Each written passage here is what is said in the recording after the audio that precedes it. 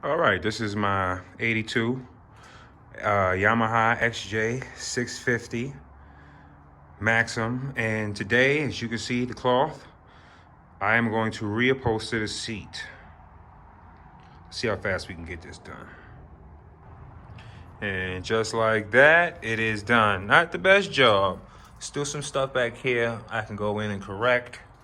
But and I guess I could have went in and smoothed it a little bit more on the inside of the chair.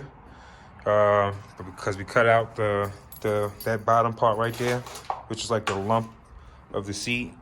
But it definitely looks better than it looked before. So no cuts, no tears, no none of that. I'm happy with that. What's the last thing I did? The last thing I did was I put new boots on the carburetor. So that's the last thing I did.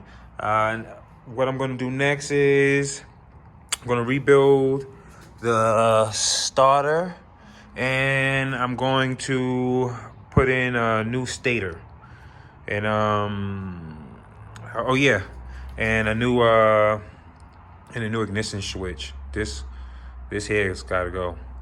So these are new things that's going on with my bike. A little update on what's going on with the Punisher.